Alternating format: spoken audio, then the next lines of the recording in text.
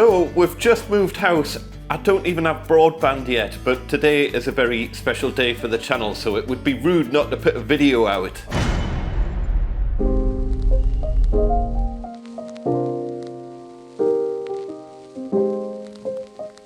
Hiya folks, welcome back. We finally moved house, yay! In this video, I'm going to give you a full tour of our new gaff, and I'm also going to tell you what I think it would cost to bring a fairly bog standard 1950s house up to the standards of a modern new build. Before that, this is a very special day for the channel because we have hit 100,000 subscribers after 4 years, and this is just a very, very exciting moment for us.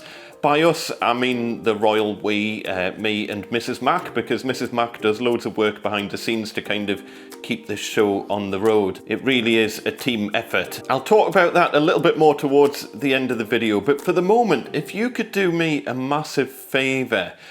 The world of YouTube and social media is getting very weird at the minute. There's people being deplatformed all over the place for doing like nothing wrong at all. I came off Facebook a few years ago and I've never looked back. I haven't used Twitter for well over 6 months now, so I'm quite happy for those to be kind of gone from my life. They're still out there, but I don't really use them anymore. But you know, I am getting a little bit nervous. I mean, Patreon is currently being sued for deplatforming people, and I'm very conscious of the fact that I've put 4 years of effort into building this channel up, and if anything happened, I would have no way of letting you know about it. So if you could do me a massive favour and subscribe to the Gosforth Handyman newsletter, then at least if anything goes wrong, I can actually keep in touch. Hopefully, you know, I don't really talk about anything particularly contentious on this channel. Hopefully everything will be all right, but I just want to have a bit of a backup plan if things go wrong. If you just go to gosforthhandyman.com, you can pop your email address in there. I promise you won't get bombarded. If you're already on my mailing list, you'll probably be thinking that it's broken because you hardly ever receive anything from me.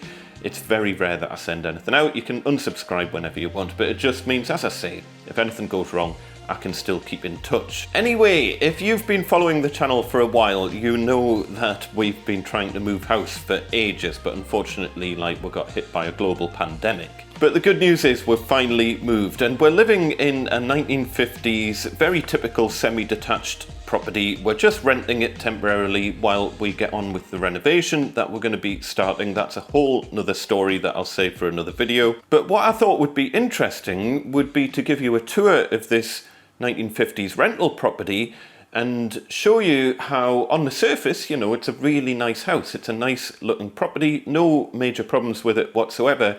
But I reckon, off the top of my head, I think it needs about 30 grand's worth of work to bring it up to the standards of a modern new build. So I'm going to show you everything that I think needs to be done with it and roughly how much it would cost to sort each of the things out. So we've been living in a new build for the last 7 years or so, but if you've followed other videos, you'll know I've lived in properties of all ages, from very old properties through to, well, as I say, brand new properties. And if there's one thing I've learned over the years, is that there's pros and cons to everything. There's no such thing as saying all new builds are bad. There's no such thing as saying all older houses are good. But I do get quite a few comments on this channel saying that people would never buy a new build because of the quality of them and things like that. So all I want to do is show you in an older property some of the things that you might have to sort out to bring it up to the standard of even the most basic new build. I'm not defending new builds at all. I've seen some really horrific stuff in new builds over the years. Equally, I've seen some pretty horrific stuff in older houses as well. So all of the prices I'm going to give you are based on my kind of estimate of what needs done and a middle of the road price of what it would cost to get someone to do the work for you. Obviously, you could save a lot of money if you're going to do the work yourself. Equally, a lot of the problems in this property are probably caused by people doing the work themselves. And by the way, obviously, we're not complaining at all. This is a lovely house. We're very, very lucky to be living in it. And to be honest, in the week or so that we've lived here, we've loved it. It's a great property. But you also need to understand that if you're not DIY savvy, then taking on a property like this might not be the most sensible of decisions. Anyway, let's get on with it, and I'll give you a tour of where we're going to be living for about the next year or so. So we'll start with the front porch. It's all made of wood and sadly most of it is completely rotten. It just hasn't been maintained over the years, and as a result most of the woodwork in the front porch needs to be replaced. Front doorbell doesn't work, but I can replace that. It's an easy enough job. Most of the locks are pretty old and you know, they kind of work, but really not particularly secure. All single glazing in the front porch. In all honesty, I would just knock all this down and start again. It's not great. At least we have got a 5-lever mortise lock on the front door, but again, this probably would have been the original exterior front door to the house, I think. Very old alarm system, does nothing by the looks of it. Hallway is all fine generally, nothing to report in the hallway. There's the odd spindle on the banister that needs to be fixed, but yeah, it's fine. I mean, it's not the best of handrails, it's not the best of spindles either. You can see as well, it's not the neatest of installs. We've got like splits all around here where the wood's been drilled. We've got a great big gap down there. Filler central, man, filler everywhere. We've got a wireless thermostat. We'll talk about the central heating in a little bit. Wooden floors, they could do with a re-sand and re-varnish, but other than that, they're in all right nick. All of the internal doors are just hollow core. And again, all of the handles are pretty old, and I would almost certainly be replacing all of these. Living room is pleasant enough, nicely proportioned to be honest. I would probably make it a little bit wider. You can see I've got some problems getting a speaker in the left hand side there, which does annoy me a little bit. It would be nice to have the room a little bit wider, but other than that, the proportions of this room are pretty great really. Nice fireplace, gas fire, again wooden floors. The wooden floors are all in pretty decent condition. Window sills are all fine. I mean, the windows, I'll talk about the windows later on. They're old windows and really probably need to be replaced. Probably the biggest problem in the living room is a lack of sockets in useful places. If you're hoovering or something like that and you want to just plug a hoover in, or you want to plug anything in really, the only place where there's sockets in this room at the minute is behind the TV, and on the right hand side of the fireplace we've got a socket behind there. We've got one in the corner of the room there, but the trouble is all of those are really hard to get to. And this is a common problem in a lot of older houses, is that you've just not got sockets in places where you need sockets. Not a huge problem, but if it was me, I would probably add an extra socket, maybe just behind the door there. I've taken over the dining room and that is my office now. And as you can see, the sticker door is now on what was my old workbench, and I can move those around wherever I need them now. As I say, this is just a kind of temporary arrangement. The weirder thing about the dining room is we've obviously got a light just kind of there, but how do you switch it on? So this took me a little while to work this out. We've got a light switch here, but that's for the living room light. And where's the dining room light switch? It's not there. It's nowhere to be found over there. It's not at the other end of the room. It's not over there. Oh, right. We've got a couple of light switches here, but nope, that's kitchen. And that's those lights. The light switch for the dining room is in the middle of this wall. So there's the dining room light switch there. Not the most practical place for a light switch, because obviously if you're coming into the room and it's pitch black, then you want the light switch to ideally be on this wall here, but for whatever reason, probably just because it was easier, they've hidden it away in the middle of this wall, which I would definitely be moving that. The other slightly more major problem with this room is the floor isn't amazing. It needs a lot of remedial work done to the floor to try and sort this out. We've got a lot of loose boards, a lot of boards that just aren't properly supported underneath. And probably the biggest single issue is that the stopcock for the cold water supply to the property is under these floorboards in the corner of the room, under that sofa. So if there's a water-related emergency, we need to move this sofa out the road, lift the floor to get to the stopcock, which is just an utterly bizarre and really bodgy way of doing things. So the stopcock needs moved. Other than that, generally speaking, this room is absolutely fine. Now, at the end of this room, we've got an extension that's been added on, because this kind of area here This probably would have been a window here, and they've kept the, actually no, sorry, no, this pillar has probably been added. So we've got a pillar here, and that'll support an RSJ going all the way along the top here. We've got a pillar here, and then it's hard to say what's going on here. If that RSJ is just going into the middle of the wall over there, you would have thought it would need to be on a pillar, but evidently not. As I say, we'll come back to this. It's a really bizarre extension. It seems like an awful lot of work for not very much extra space. But as I say, this wall would have been the old external wall to the house here. So we'll just nip round here and I'll take you through the kitchen. Pop some lights on. So again, at first glance, it looks like a pleasant enough room. It's a bit of an odd shape because it kind of goes around this corner at the bottom here into the extension that I've just shown you before. So we've just basically come round in a loop, if you can see what I mean. But there are many, many problems with this room. Where do I start? Let me take you back to the entranceway into the kitchen. We've got a glass door. It's fine, it'll do the job. The hardware works all right. The door's catching on the flooring.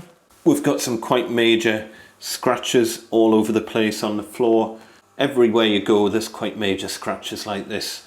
I mean, it's fine for a rental. I've been in much, much worse, but it's just, you know, if it was your own property, you would probably be replacing this floor. The kitchen itself, it's an IKEA kitchen, and I'm never a massive fan of IKEA kitchens, to be honest, but again, it's fine, but there's just loads of things where it's just a bit shoddy the way, like this, oh God, that's like on the verge of just completely falling off. We've got an extractor under here. It's one of these sorts of extractors that pulls out like this, but when you're cooking and that's pulled out, you'd be constantly battering your head off this piece of wood for the extractor. And plus, I don't think the extractor actually ducts anywhere. I think it just recirculates, so it's almost entirely pointless. So I would definitely be replacing that.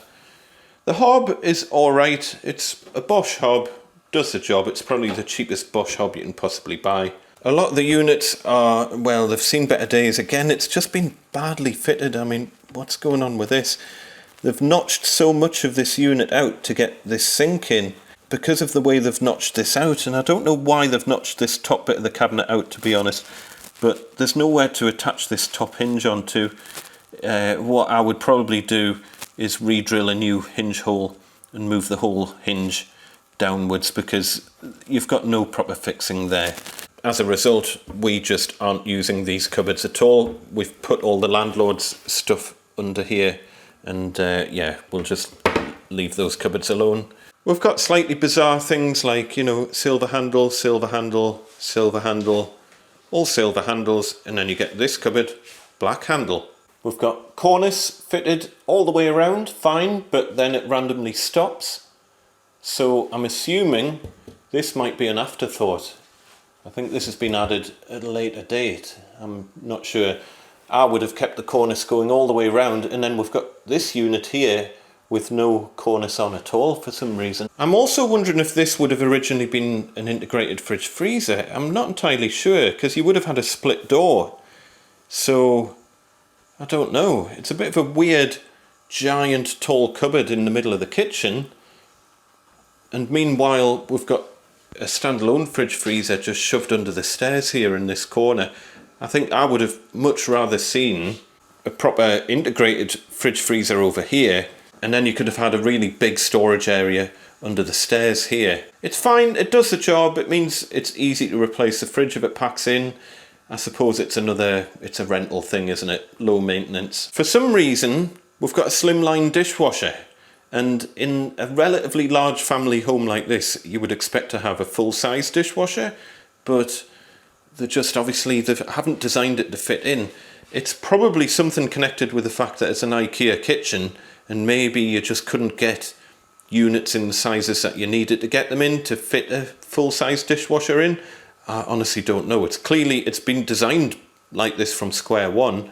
We've got a 600 wide cupboard here, and we've got some nice wire trays and all that sort of thing. So, you know, there's some nice design considerations that have been put into the kitchen. We've got like a carousel unit here, and it's all fine and it works great, which these often just fall to bits in older properties, but this seems to be working fine. But then you run into problems like this where you've got the edge trim is all coming off.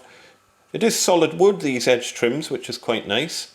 So, and to be honest, this is a solid wood veneer on the chipboard, so this isn't like a print, this isn't a foil wrap, this is an actual wood veneer on the kitchen units, which is, you know, that's probably quite high spec, but you can see this door is pretty trashed really.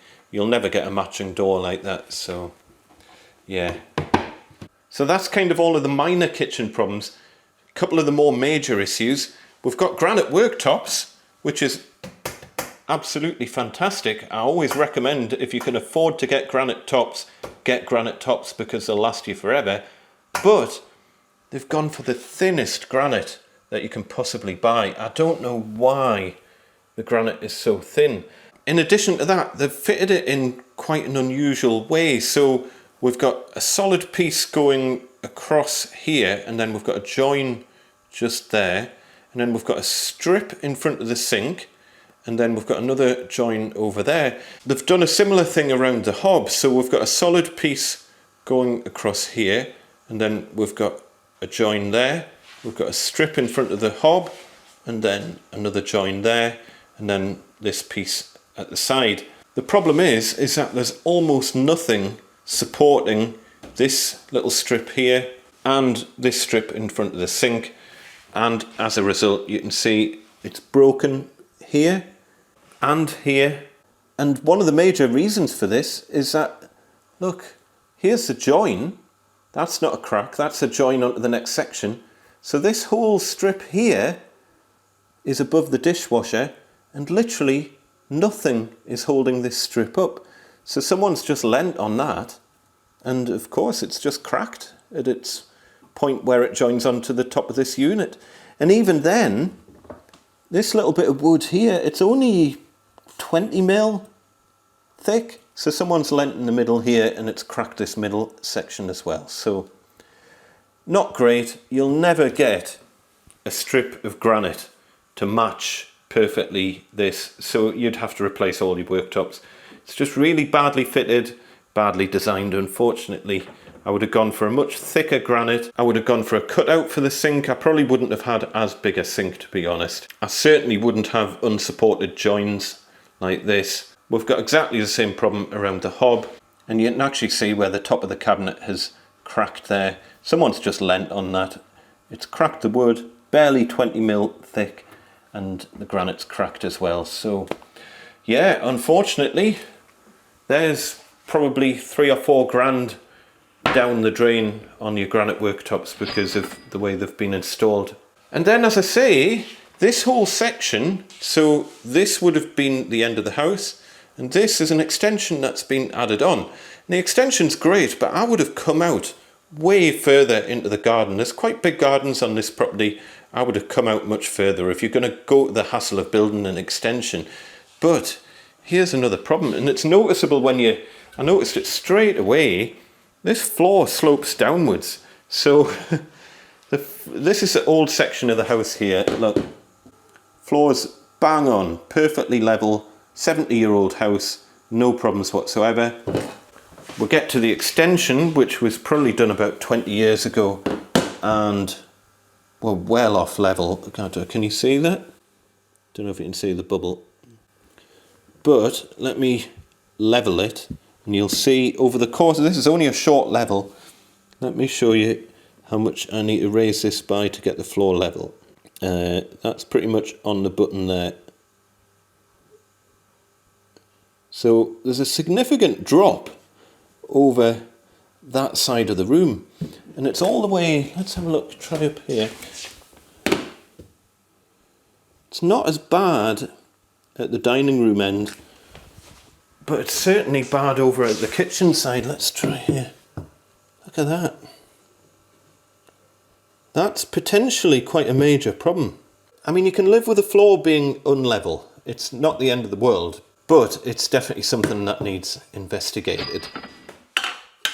Other more minor things, most of the lighting needs to be replaced with more modern LED lighting. The tiling job is shoddy at best. I mean, we've just got, what's going on here? We've got no top trims or anything, and yeah, it's not great. It's functional, but it's just a bit shoddy. Then into the utility. The utility, to be honest, is fine. You don't need a utility to be anything particularly fancy. I would probably box in this pipework at the top here. The boiler seems alright. Someone who knows a bit more about central heating than me would be able to tell us what sort of boiler this is. It says British Gas on it, but I don't know. It looks like a Bosch Worcester to me, but I'm not sure. Seems alright though, and it does absolutely fine. Combi boiler, by the way, so we've got water-filled radiators and instant hot water on demand, and that boiler does absolutely fine for a 3-bedroom house like this, does the job. We've got a random kind of spare kitchen unit in the corner here, and obviously in an ideal world you would probably fit a more bespoke unit that was actually designed to fit, and as you can see we've got a bit of wood here that stops the sides of the unit from bowing out and all the shelves falling out. We've got a downstairs loo.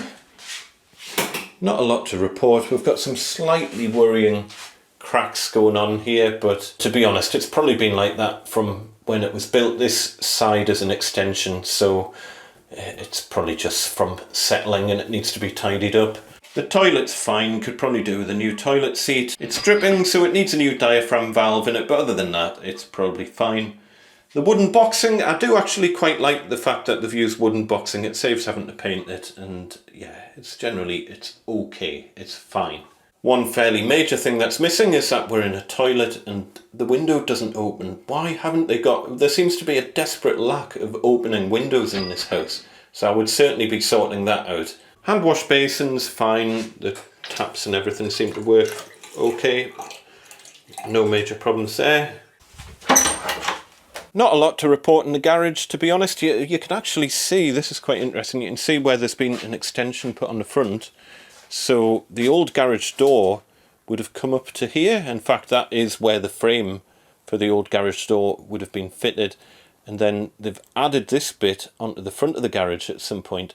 You can quite clearly see there's a slope going away from the front, so it's sloping downwards towards the end there. Ever wondered how many boxes you need to move house? Well, we use a lot more than that. And then over here we've got like a galvanised guttering thing. All seems to be fine, there's no leaks or anything. Electric meters and consumer unit in here, which is like a cupboard under the stairs, but does the job, it's fine. Luckily, all of the electrics in this property seem to be fairly new. Nothing really needs to be replaced. Out to the back of the property, we've got a pretty... I don't know if it's a hollow door or not, but it's not the best of doors, but it's got a 5-lever lock on it, so it's fine, but not the most secure door in the world. But one of the first jobs I ended up having to do was unblock this drain. There was probably 10 years of Ming in this drain and it had been overflowing. Well, it was overflowing as soon as we moved in. I reckon this drain's been overflowing for probably 2 or 3 years, judging by the amount of rubbish that came out of it. And unfortunately, because this has been overflowing, water has been gathering in this whole area here for, as I say, probably a good few years. I'm not entirely sure where the damp proof is here, but this back sill is completely rotten. You can see, I mean, I'm frightened to touch that. It's literally just about to fall out. The door itself is absolutely knackered. It needs a whole new door, new frame. Quite an interesting thing here. This is obviously the waste for the downstairs loo, and you can see, can you see where they've cut the concrete along here to dig in the waste to go to this drain here. So they probably did that at the same time that they've put this extension on the side of the property, not sure. Again, all of the woodwork around here has seen better days. It doesn't look like it's rotten yet, but it's not going to be long. All needs painted, all needs maintained, hasn't been painted for years by the looks of it. Right, well, head upstairs. Actually, we're running into one of the first problems straight away here. We've got this section here where above here is one of the bedrooms, so the smallest bedrooms here, but the gap between the floor level, or this step here, and the ceiling it's not 6 foot. I have smashed my head off this several times, and lordy, I would be redesigning this house to take this whole section out, but yeah, not an easy job. I don't know why they made this with so little head height between these steps here and this supporting beam going across here. Really badly designed. And then up onto the top landing, we've got access to the 3 bedrooms. Smallest bedroom here. Not a lot to report really. In order to solve that problem with banging your head off the beam that's going across here, what you would have to do is basically make this bedroom probably a foot smaller than it already is. So they've gone for maximising the size of this room, which is already a very, very small room, but they've maximised the size of the room, but unfortunately in doing so, they've made it so that whenever you walk up the stairs, you smash your head off that beam. Main bedroom is really nice, to be honest. Nice, airy, light room. Fitted wardrobes, all fine, a little bit dated, but yeah, nothing to really complain about in here, other than the fact that, again, there's only one opening window. Why is there, you know, literally this one little window in the middle is the only window that opens. And I mean, these windows are really old. They need replaced. The handles don't work on them properly. If you were living here, you would be looking to replace these windows. If not straight away, certainly within the next probably 2 or 3 years. And then we've got this bedroom here, my daughter's room. And again, nothing really to report in here. We've got the same old windows. Handles are all kind of loose and again, does the job, but yeah, they're old, you know, they need maintained. Probably you might get away with new handles, but I would imagine it's not the most thermally efficient glass in older windows. Someone who knows more about windows than me, it says Anglian Ultra BS 5713 LIC 7431-95. -95, does that mean they were installed in 1995? I'm not entirely sure. None of the windows have safety latches on, so you can open these as wide as you want. So you wouldn't really want to be leaving a young child in here unless you're going to lock the windows.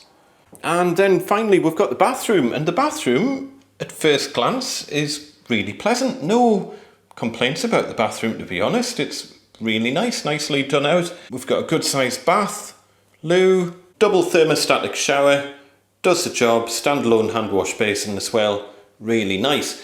Again, there's a few just little kind of shoddy things about it. Obviously, goes without saying, all of the silicone needs to be replaced. This silicone's absolutely shot and it leaks whenever you have a shower. Lord only knows what's going on with the silicone here. It looks like it was applied with a spoon. One of the most major things though is that they've used, by the looks of it, they've used ceramic tiles on the floor. And I generally always recommend, if you're on a wooden floor, you want porcelain tiles on the floor because ceramic tiles just aren't strong enough. And you can tell because we've got cracked tiles all over the place. We've got a cracked tile here in front of the shower. We've got another cracked tile here next to the toilet. Another cracked tile next to the door. And it's just, you know, ceramic tiles on concrete floors are generally all right, but on a wooden floor, they just can't handle the kind of give that the floor has. So hence you're getting cracked tiles all over the place. Not the best tiling job in the world. They should really have used some trim on the corners here. I don't know if you can make out, but yeah, nothing really lines up or anything. It's just a little bit shoddy, but it's fine. It's functional. The most major thing in here though, man, taps in the middle at the back of the bath, they do my head in. Don't do this, because to replace those taps is an absolute nightmare. How are you supposed to get access to that?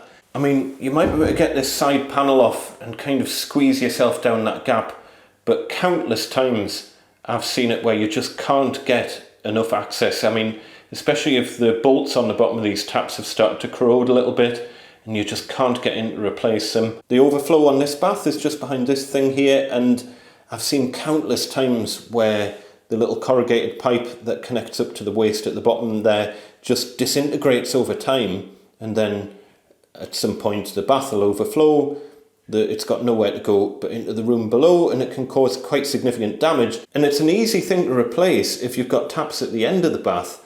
But in a place like this, I've had situations where I've had to knock through the solid wall from the other side just to get into the side of the bath to get access. It's been the only way. And on the other side of this, we've got the garage roof. So you would literally have to come in from outside and fit some sort of service hatch, or just brick up the wall again after you've fixed it. So yeah, just really badly designed. Don't put taps there unless you've got some way of accessing them from the other side. Don't expect your plumber to have to crawl down this tiny little gap at the back here just to get to your fancy taps. Access to the loft. I haven't been up in the loft. Access to the loft's in the bathroom as well. If you were living here, you would want a much bigger loft hatch. You can't really fit very much up there, but again, I don't know what's up there. Presumably it's properly insulated. I don't know. It's a 1950s house. We haven't really talked about insulation. It should have cavity walls. Very much doubt they're insulated cavity walls unless it's been insulated at a later date. And as I say, I don't know what the state of the insulation is up in the loft. For some bizarre reason, we've got a glass door in the bathroom. Don't fit glass doors in bathrooms. You want to give people some privacy while they're standing in the shower. And needless to say, none of the locks work. So there you go. I wasn't far off. I think you're looking at about 30 grand's worth of remedial work just to bring this property up to the base level of what you would find in a new build. I mean, admittedly, in a new build, you're going to have to pay extra for things like granite worktops, but I've included that just to replace what's already here, basically. So in order to fix the problems and not make things worse than they already are, then you're looking about 30 grand's worth of work. And that doesn't even include sorting out the uneven floor in the kitchen. It doesn't include fixing the head height issues on the stairs. And we haven't even looked at the loft or the roof area. Now, obviously, all the work I've mentioned isn't mandatory. For example, you could wait until the bathroom taps fail completely before replacing the bathroom. But you kind of get to that point where if you're going to replace the bathroom floor, then you're going to want to remove the bath and the toilet and the shower and the hand wash basin while you replace the floor. And if you've got all that ripped out, well, the shower screen's not in the best of conditions, so you might as well replace that. You want to get a bath that doesn't have the taps at the back so you can actually access them, so you'd need to replace that. You could probably keep the toilet and the hand wash basin, they're absolutely fine. But you then get into the realm of, well, you might as well just replace the whole bathroom because it would cost about the same. And as I say, obviously you could do a lot of the work yourself, but equally, you know, you could easily spend a lot more than 10 grand on a new kitchen. So my point is, if I've got a point to this, is that it swings and roundabouts. You get good old houses, you get good new houses, but in order to bring your average old house up to the spec of your average new house, you're probably going to have to spend a lot of money on it. And by the way, we haven't even talked about the central heating or electrics. Luckily, the central heating and electrics is fine in this property, but many older properties, you're going to have it rewired, might need new central heating. Easily add another 10 grand to the budget if you're going to have to sort that out. As I say, I'm not complaining. It's a lovely house and it will absolutely do the job for the next year or so. Folks, I dread to think how long this video is, but I do want to say a sincere thank you to everyone for helping this channel to get to 100,000 subscribers. It's a huge milestone for the channel and I want to thank each and every one of you. I especially want to thank my family who have put up with me making YouTube videos on a more or less constant basis and constantly telling them to like be quiet while I'm filming, and my wife helps with so much stuff behind the scenes in terms of sending stuff out to people, and a massive thank you to my family for supporting me with this. Obviously a huge thank you to everyone on Patreon, a massive thank you to everyone on the mailing list. Of course, it would be rude not to mention I don't know if you can see, but the sticker door, which is now a kind of sticker board. I'm going to just keep calling it a sticker door, I think, because I've always called it a sticker door. But can you see everyone? So hopefully everyone can see the stickers on there. Thank you to everyone who sent stickers in. I will be opening things up again at some point for sending stickers in. I had to kind of change things a little bit during the lockdown because I couldn't get to the PO box to pick stuff up, but I will be sorting all that out. I will be getting tape measures back in stock as well. I had to get this house move out the road. Things have been unbelievably busy behind the scenes. And of course, a massive thank you to all of you for subscribing to the channel and everyone who's been commenting on videos over the years, because I remember each and every one of you, all of the regular commenters, I know your names, and you know, it does feel like a personal relationship that I've got with you guys who have been commenting from literally from day one, and it's been an honor to have you on board with all this, so thank you so much. Don't forget to sign up to my newsletter, to sign up to the mailing list, so that if anything does go horribly wrong, at least I do have a bit of a plan B, and I can always set up on some different video platform if I needed to, but hopefully it'll not come to that, and hopefully everything will be okay. As I say, to sign up to the newsletter, just visit gosforthhandyman.com. There's a link on the front page where you can just type your email address in. Dead straightforward. Thank you once again, everyone. Take care, folks, and I shall see you next time. Tatty bye.